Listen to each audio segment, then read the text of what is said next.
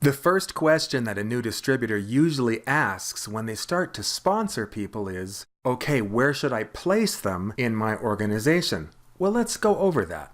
Everyone has two legs, a left leg and a right leg. So you're going to try to stay as balanced as possible by sponsoring one on the right and one on the left, etc., etc.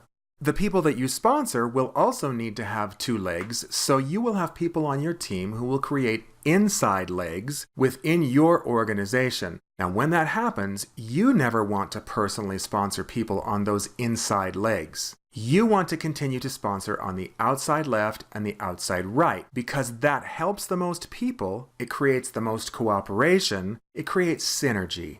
Now, when you sponsor your first person, there's a little bit of a strategy, so let's go over that. Let's say that your sponsor has just brought you in and placed you on his or her right leg, just as an example.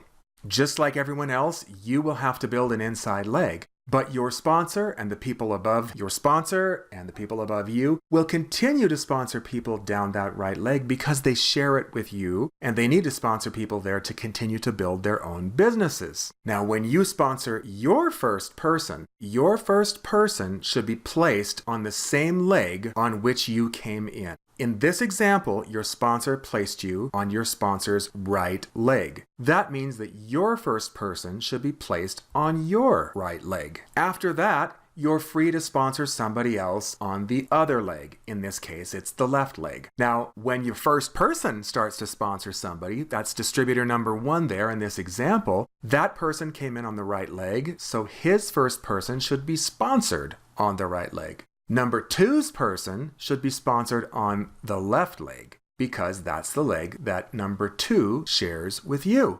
After that, you simply want to try to stay as balanced as possible. So every week you'll look to see which leg has the lower sales volume. And when you sponsor somebody that week, you will sponsor them on the leg that has the lower sales volume. Simple. Now, when it comes to sponsoring people from within groups of people that you know, there's another strategy that's very important. You need to be a little careful. So that could be your close group of friends that all know each other, or perhaps your family, or a club that you belong to where everybody's fairly close and knows each other. Perhaps it's your Zumba group, or it's your church group. In any case, when you're working with people that all know each other and that associate closely with each other, this changes things a little bit. You want to sponsor all of those people on the same leg right under each other. That creates cooperation. Now, if you had sponsored them so that one was on one leg and one was on the other, now you're creating competition where the same people from the same group are competing against each other to sponsor the same people that they know, and every time one group sponsors, the other group will be upset.